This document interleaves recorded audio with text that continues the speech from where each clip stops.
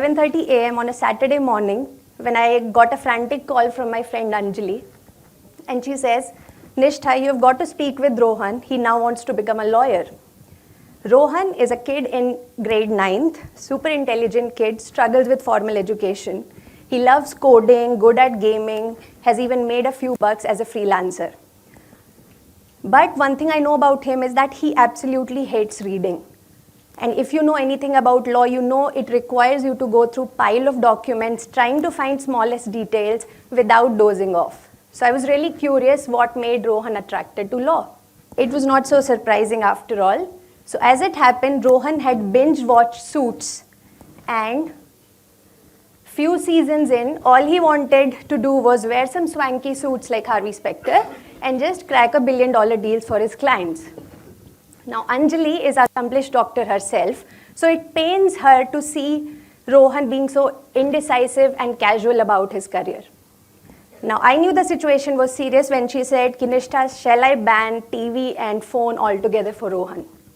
Now, the problem is, when Rohan thinks of law as a career, he sees this. But when Anjali thinks of law as a career, she sees this. And the reality is somewhere in between. So is there a way to reason with kids like Rohan? Fortunately, yes, and that is what I want to discuss today. But before we jump into the solution, here's the crux of the message. It's not about choosing right careers. It's about knowing how to choose. Whenever I discuss stories like these with the parents, they usually have the same complaints about this generation.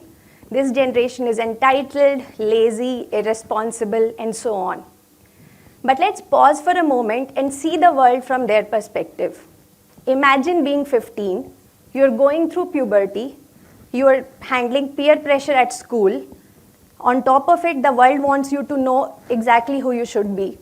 And India, particularly, is pretty unforgiving.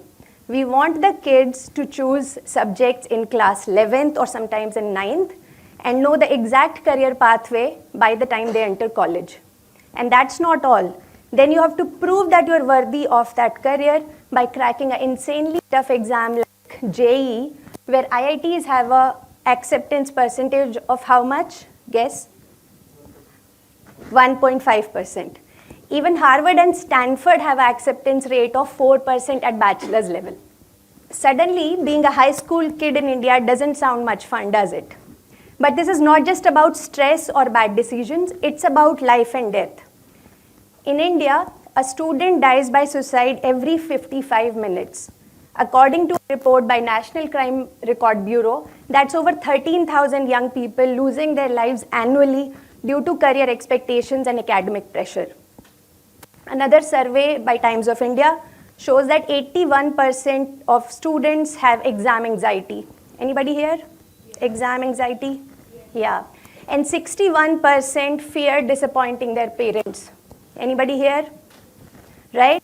When we are choosing careers, we are not just choosing it for ourselves, we are bearing the burden of family pride, societal expectations, and a culture that equates our worth with our success.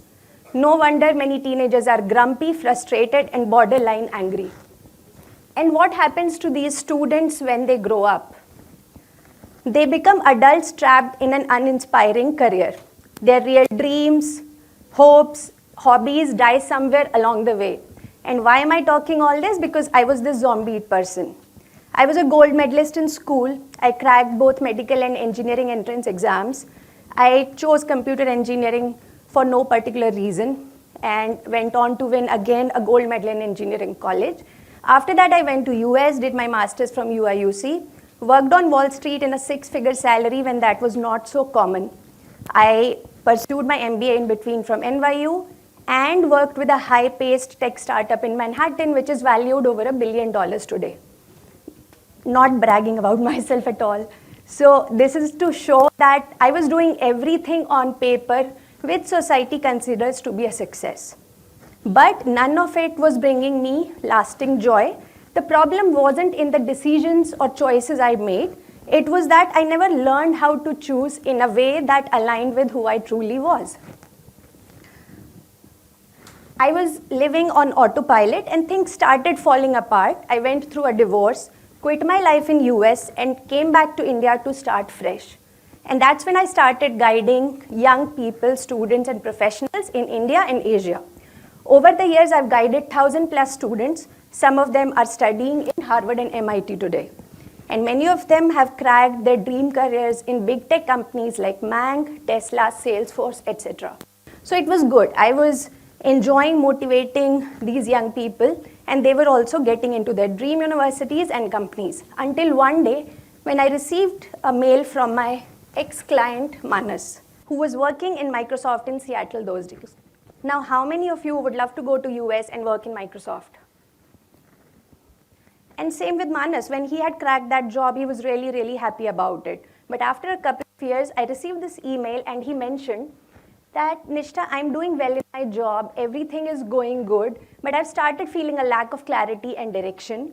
And then he used the dreaded phrase that I'm feeling stuck in my career, can you help?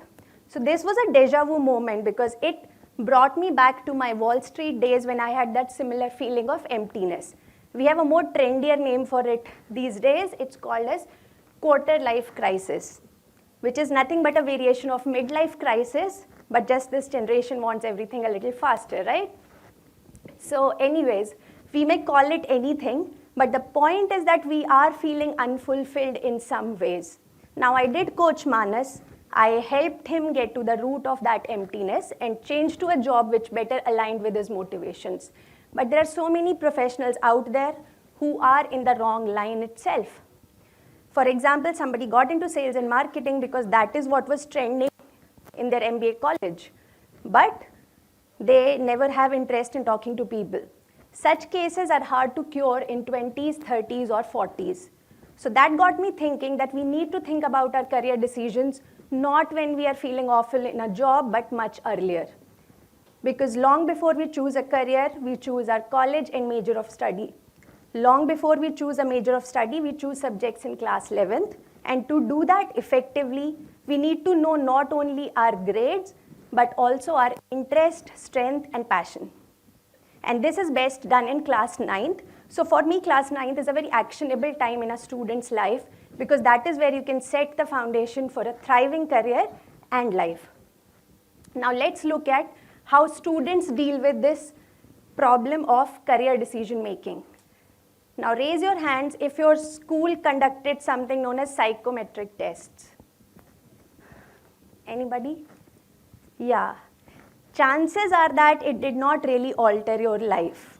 And here's why. To understand the problem with psychometric test, we need to take a closer look at the teenage brain. So research shows that our brain keeps evolving until the age of 25. In fact, majority of the development happens in the later years in an area known as prefrontal cortex, which is the area which is responsible, which is the adult brain. This is the Homo sapiens, most modern brain, and that is responsible for decision making.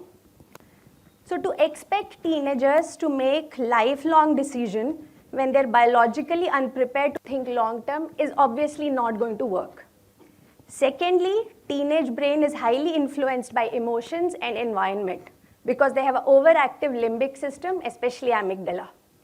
So imagine a teenager giving a psychometric test on a day when they have had a fight with their best friend or they are worried about a bad grade. Their responses on the test are going to reflect their mood on that day, not their passions or abilities. So I find teenage brain pretty fascinating, and if you can learn a little bit more about it, you can also have a better relationship with your kids. For example, how many of you know that teenagers tend to sleep more, not because they are lazy, but because their bodies and mind actually demand it? Their biological clock is shifted, their neural networks are under construction, and their physical growth is on overdrive. Which means that the sleep is not just rest, it's the foundation of their development into adulthood. They need that sleep. In fact, most of the annoying behavior of teenagers is their way of coping up with their biological changes. Once I realized this, I started delving deeper into neuroscience, looking for coaching methods which are better suited for teenagers. And this is when I came across the groundbreaking work of David Rock on brain-friendly conversations. So inspired by it, I got a certification from Neuro Leadership Institute in the US so that I can better guide young people. So I started developing my own program for teenagers, but instead of reinventing the wheel, I decided to use a brilliant concept that Japanese have already given us. You must have heard about it. It's known as Ikigai. Have heard of it? Right. So Ikigai means a reason for being, and it beautifully combines two Japanese words. One is Iki, that means life, and Gai means value or worth. Together, it captures the essence of what makes life meaningful or valuable. The problem is it's hard to find Ikigai for kids. Why? Because their identities are still shaping up, their interests are shifting, and they have limited real-world exposure to actually articulate their skills. But I knew that it's not about choosing the right careers, it's about knowing how to choose. So I believe that if they can understand this concept of Ikigai and learn how to find it, even that knowledge can be transformative. Because that gives them the confidence to say that, hey, I know how to find answers when I'm prepared for it, which means they can better deal with career, academic, and peer pressure. So this realization became my mission, and started developing a program called Career Discovery, which is inspired from Ikigai. And I ran a pilot on a small batch of students. And one of my earliest participants was Abhinand. It was Abhinand's story that gave me conviction that we are on to something with these career discovery sessions. So Abhinand hails from a small town in Kerala. He had very limited exposure during his middle school years, but he was super curious and ambitious. So we started the discussion, and because he was entrepreneurial, good at problem solving and communication, he thought he will go into marketing. But as we did the career discovery sessions, he got deeply fascinated with management consulting. Later, he won the prestigious Global Citizen Scholarship to study in GIS school in Singapore for grade 11th and 12th. That is where he further became determined to pursue a global career in consulting finance. And today, I'm proud to say that he's part of a joint business program which is conducted between USC in US, Bocconi University in Milan, and Hong Kong University. All thanks to his hard work and power of career exploration. I can only imagine the wonderful things he will do now that he has world's best opportunities and exposure at his disposal. Abhinand's story is a testament to what happens when we give kids the space to explore careers beyond traditional boundaries. Many kids, especially those hailing from small towns, would not have heard of management consulting. How many of you are familiar with management consulting? Few of you. Even I came to know about it only when I reached Wall Street. But consulting is only the tip of the iceberg. With AI and tech revolution, we will soon have careers like AI ethics checker and AI risk manager emerge faster than we can imagine, and many existing jobs are going to vanish forever. And this is why the process of career discovery is important, so that we can learn how to choose careers instead of focusing on one perfect career. Having seen the impact of career discovery success on Abhinand, I launched it on a wider scale where we help high school students navigate the career choices with more clarity and confidence. And it's not something exotic, to be honest. You can do it yourself. So the process is based on 3 pillars. First is self-awareness. This is all about finding your interest, strength, inner traits, and motivation. This gives kids the confidence to say that, hey, I have my own unique set of skills and strength. Even if I'm not good at physics, doesn't mean my other skills don't matter. When students recognize their individuality, they stop comparing themselves to others and start believing in their own potential. Second pillar is real-world awareness, which is about exposing yourself to the careers out there. Now, do you know how many people go into depression or settle for a mediocre life when they can't crack an exam like NEET? What if I told you there are brilliant, high-paying career options in non-clinical side of biology? For example, an epidemiologist can make $60,000 to $100,000 in US. That's almost $1 crore in salary. Imagine the relief to thousands of parents and students out there knowing that they can have a bright future even if they did not get a MBBS seat, right? So by exposing the kids to the array of choices out there, it eases the pressure of choosing one right thing in the high school or cracking that one tough exam. They know that there are multiple options out there. Third pillar is informed decision making.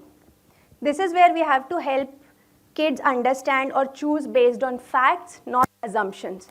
Connect your kid to a real professional in their targeted profession. Let them have an informal chat with that person. The idea is not to discourage them, but to show them the reality of that job. Coming back to Rohan, the kid who wanted to become a lawyer, instead of banning the television, why not connect him to a real lawyer in India who can talk about the merits and challenges of pursuing law in India? Better yet, take him to a real courtroom.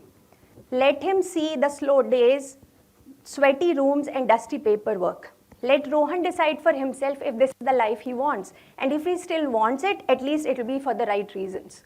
This process is known as informational interviews, and I highly recommend that any person who wants to have a good career should go through it before committing to a career choice. So that is how simple and intuitive the whole process is, and anybody can do it. But let me clarify one thing. Even if you go through this process and you find out some career options for your kid, it does not mean that it's the final verdict. Hell no. A 15 or 17-year-old person is not supposed to make a choice for rest of their life. By the time he turns 25, Abhinan's strength, motivation, skills, interest would have evolved. He may not remain in management consulting forever, and that's okay. So the final message I want to leave you with is, we need to focus on how to discover careers, not what careers to pick. Careers are not linear anymore. World is changing too fast. The skills that kids need to learn is not how to choose perfectly, but how to pivot, adapt, and keep discovering. When students understand that it's okay to experiment and evolve, it relieves them of the crippling fear of making wrong decisions in the high school. And as for schools, it's easy for them to outsource this process to psychometric test takers. But we must take the longer route. We must help our kids learn career discovery instead of boxing them into personality type. Let's teach them how to evaluate their interest, strengths, skills more holistically, because once they learn that, they can choose and change careers as and when they need. So next time you see a kid like Rohan or are reflecting on your own journey, remember that it's not about choosing right careers, it's about knowing how to choose. Start the conversation, make them find a reason for being, and give them the tools to build a fulfilling future. Because when we do that, we don't just shape lives, we don't just shape careers, we shape lives. Thank you.